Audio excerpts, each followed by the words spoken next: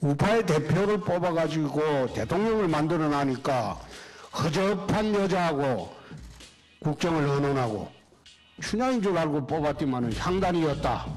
그래서 국민이 분노하는 것이다. 그래서 탄핵당해도 싸다. 보수 우파의 이름으로 좌파의 거짓과 위선 밝히도록 하겠습니다. 위장보수, 가짜보수의 위선과도 싸우도록 하겠습니다. 감사 끝나고 인사하러 와가지고 내가 딸은 데리고 갑니다. 고생 안 시킵니다. 대신 자기네들은 우리 집에 올 생각하지 마소. 내 집에 못 오겠어. 내 장부만 오소. 그래 용돈도 검사할 때 이제 돈 좀 있으면 우리 장모님한테 주면서 이 영감탱이하고 갈랐으면 내 절대 앞으로 한 푼도 안 준다. 그래가지고 내가 26년간 그랬어. 이 망난 탈출도 이제 어찌 나가고 있지 않느냐 그런 생각이 들었습니다. 더 이상 우리 것도 밝히기가 이젠 좀 어렵게 되지 않느냐 그런 생각이 들었습니다. 잘못된 것은 도려내고 암덩어리는 제가 하는 수술을 해야지 우리가 살 수가 있지. 그렇지 않고 암덩어리조차도 같이 안고 가자. 그럼 같이 죽자는 소리. 양아치는 더 양아치같이 다뤄버려야 돼. 근데 그 깡패를 잡으려면 깡패보다 더 깡패같이 굴어야지 깡패가 굴복을 해요.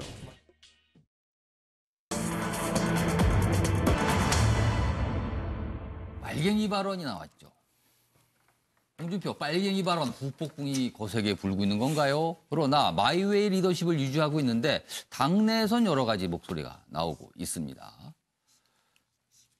자, 홍준표 대표 이야기 지금부터 해보겠는데요. 막말 그리고 경상도 농담 사이 본인은 여러 가지 좀 설명을 하고 있으나 그리고 한국당 내는 왠지 부글부글한 분위기가 분명히 있습니다. 자, 지방선거의 슬로건이죠. 나라를 통째로 넘기시겠습니까? 이렇게 썼는데 이거에 대해서 지방선거 후보들이 막상 반란을 하고 있어요. 약간 반대도 하는 그런 모습이 나타나고 있습니다. 홍준표 대표, 과거에 이런 발언이 있었습니다. 결혼을 반대한 장인어른을 영감탱이라고 발언했는데 그 당시 해명은 이렇습니다. 경상도에서는 장인을 친근하게 표현하는 속어가 바로 영감탱이다. 그리고요, 이번에는요, 원래 창원엔 빨갱이들이 많다는 발언에서 지금 시끌시끌한데 이거에 대한 또 해명도 있습니다. 경상도에선 반대만 하는 사람을 두고 우리끼리 농담으로 빨갱이 같다고 한다. 이렇게 또 해명. 다 경상도에서는 그런다라고 지금 해명이 나왔습니다. 그러나 오늘입니다. 사선 중진의 강기부 의원. 홍 대표 사퇴 안 하면 내가 중대 결심한다. 사퇴 요구를 했습니다. 그리고 경남지사 후보로 나온 김태호 전 지사인데 당명 로고 없는 점퍼 선거운동. 그러니까 당을 가리고 있습니다. 그리고 김문수 서울시장 후보로 나왔죠. 한국당에. 굉장히 좀 강성 발언을 그동안 하셨는데 당 슬로건을 안 쓴다는 입장을 표명을 했어요. 그래서 어떻게 된 건가. 자, 지금 더불어민주당의 박근계 의원.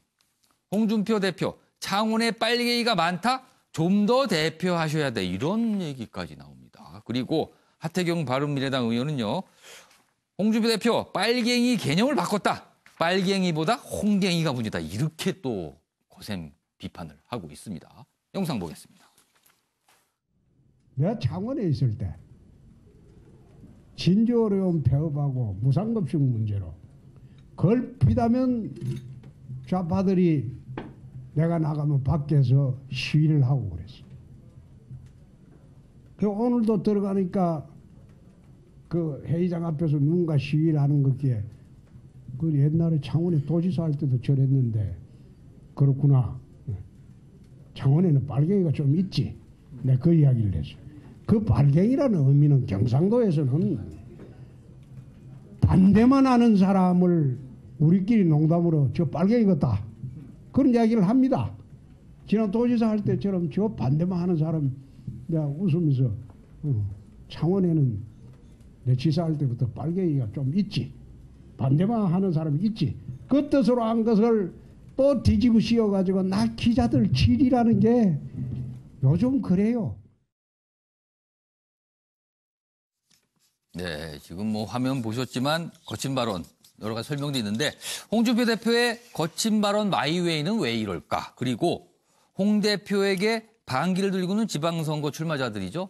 그 모습 이건 무슨 상황인가? 동시에 질문을 좀 드렸습니다. 자, 정우갑 MBN 해설위원께서는 어떻게 보셨습니까?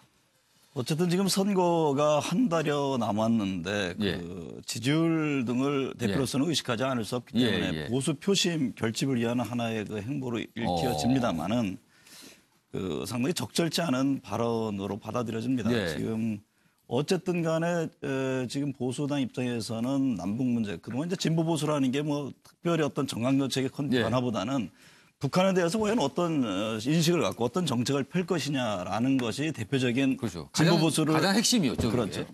근데 어쨌든 간에 지금 최근에 보면 한반도 정세가 아주 급변하고 있단 예, 말이죠. 예. 여기에 대해서 홍 대표 입장에서는 그 소위 보수당 입장에서는 어떤 준비 대응이 상당히 미흡할 겁니다. 그에 따라서 여러 가지 이제 혼선, 전략적인 미스 예, 이런 예. 것이 온다라고 읽혀지고요. 예. 최근에 또 여론조사를 보면은 가장 믿었던 대구 네. 경북 지역까지도 지금 뭐 하락하는 그런 추세 아니겠습니까? 그 지금 뭐 한국당 입장에서는 이런저런 그 어떤 긍정적인 신호들이 나오지는 않기 때문에 계속된 홍준표 대표의 발언들이 강도를 높여가는데 예. 근데 문제는 이것이 지금 왜 그러면 지방선거 출마자들이나 당내에서 역풍을 부느냐. 예. 이건 아니라라는 인식이거든요. 그러니까 예를 들면 남북의 화해 분위기에 있어서 예. 아니 좀 전쟁을 없애고 평화 무도로 가겠다는데 여야 진보 보수가 어디가 있느냐. 민심은 그렇게 반응을 하고 있는데 왜 저렇게 나가는 것이냐라는 고개를 갸웃거리는. 그러면 결과적으로 홍준표 대표가 의도했던 보수 표심을 잡기 위한 그 효과가 안 난다는 건가요? 상황에 대한 인식이 예. 좀 완전히 다르다. 잘못됐다라고 보는 것이죠. 그러다 보니까 지금 지방자치 출마 후보자까지도 예. 공개적으로 반박을 하고 예. 아예 오질 말아라. 올해 표심에 득이 되지 않는다. 거의 뭐 내분 형태까지 지금 진행되고 있는 것 아니겠습니까? 예. 그러니까 어쨌든 간에 이런 과정들을 어떻게 극복할지는 좀 두고 봐야 되겠습니다만은 예. 지금 홍 대표 입장에서는 어떻게 보면 사면초가 과거에 홍 대표는 사실은 굉장히 그 촌철살인 한마디가 있었는데 예.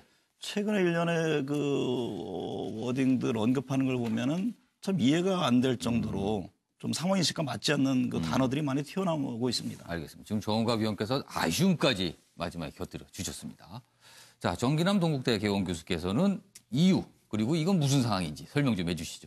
기본적으로 홍준표 대표님 좀 전에 우리 예. 정은갑 위원님 언급도 있었습니다만 예. 정말 촌철살인 예. 또는 뭐 시원시원한 어떤 예. 그런 야당 대표 이런 예. 이미지가 있었거든요.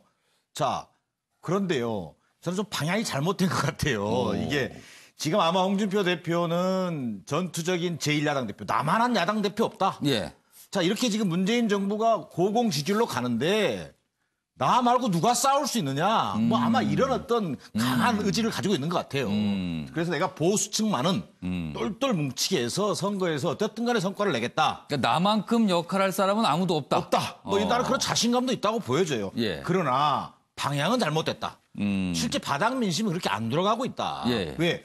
보수와 진보라고 하는 그런 어떻게 보면 그 기본 구도가 지금 깨지고 있거든요. 예. 특히 남북 문제에 관한. 예. 그동안에 진보하면 남북 대화를 선호하고 예. 보수하면 좀 대북 강경 노선을 좀 선호하고 예. 이런 줄 알았거든요. 예. 그게 어떻게 보면 기본 등식인데 예. 이번 여론조사 보시면 나오잖아요. 좀 전에도 얘기했었습니다만 이른바 TK 지역에서 예.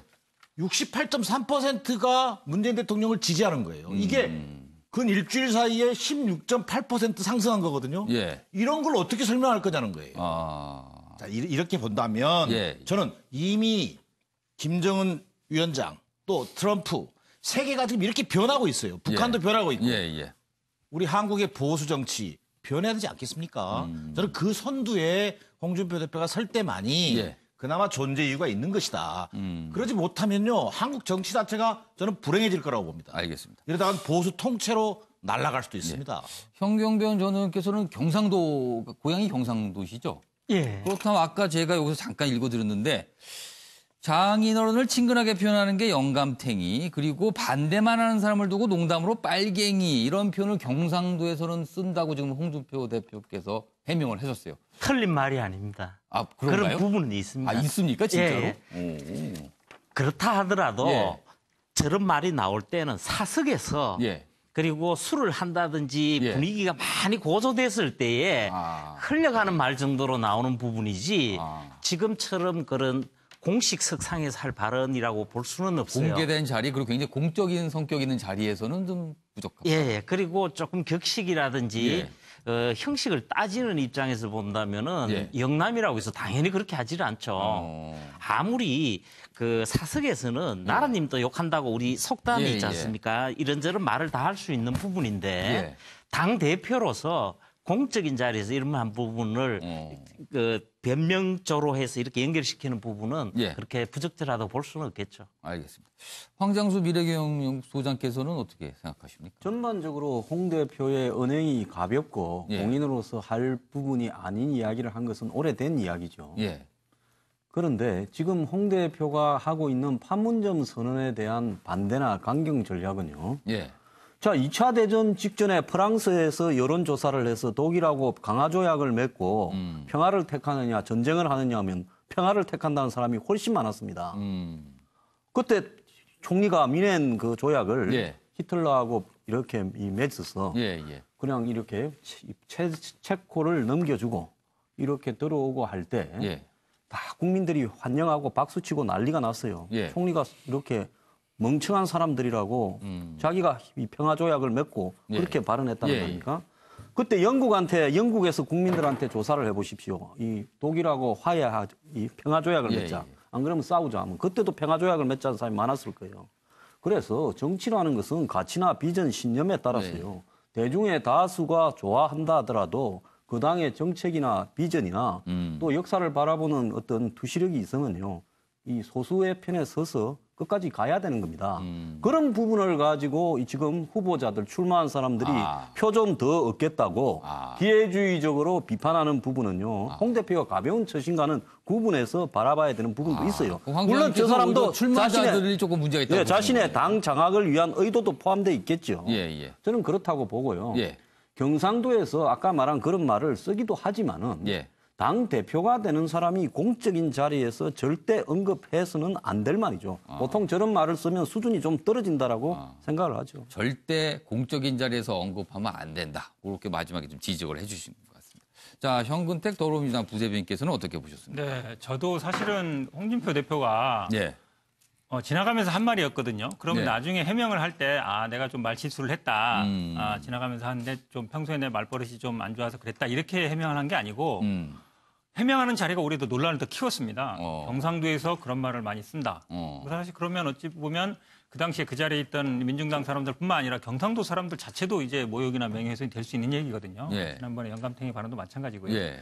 그래서 이렇게 말씀을 하시는 게 뭐 보수의 결집이다 이렇게 말씀하시는 분들이 있는데 저는 평소에 어떤 언행이나 말버릇이 좀 튀어나오는 게 아닌가라고 봅니다. 왜냐하면 스스로 본인이 그걸 좀 어떻게 될까요? 뭐 통제가 잘 뭐 안 되는 즐긴다 그럴까요? 건가요? 아니면 이 뉴스의 어떤 이슈가 되는 것들을 좀 예. 이렇게 그러지 않나 보고요. 사실은 예. 지나가면서 한 말이기 때문에 주워 담을 수 있는 기회가 있었음에도 불구하고 예, 예. 못 그랬던 게 저는 굉장히 아쉽고요. 사실은 법적으로도 빨갱이라는 표현이 명예훼손이나 모욕이 될 수 있습니다. 민주당에서도 아마 고발한다고 했고요. 이걸 자꾸 이제 뭐 어느 특정 지역을 거론하면서 예. 그 지역에서 쓴다는 것도 제가 보기엔 적절하지 않거든요. 예. 그래서 이런 표현들은 좀 자제하시는 게 맞다. 그리고 이런 분명히 저는 그 해명하는 과정에서 충분히 넘어갈 수 있는 과정이었는데 오히려 해명하면서 인정해 버리셨어요.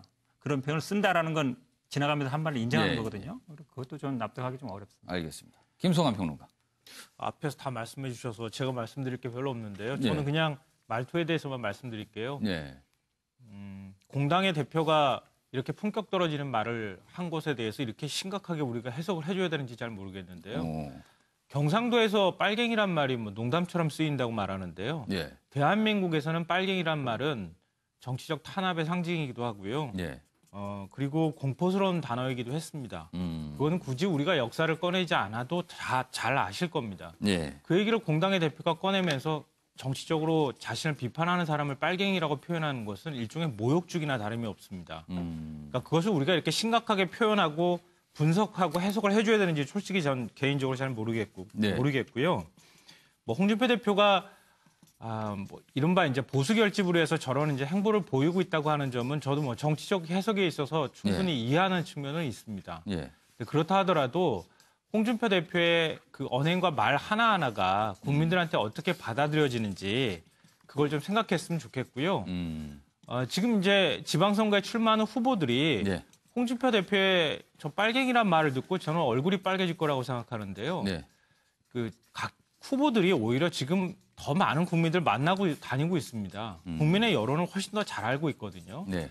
홍준표 대표가 만약에 지금 보수를 결집하기 위해서 저런 발언을 한다면 네. 그러면 당내에서 먼저 지지부터 얻는 게 순서다.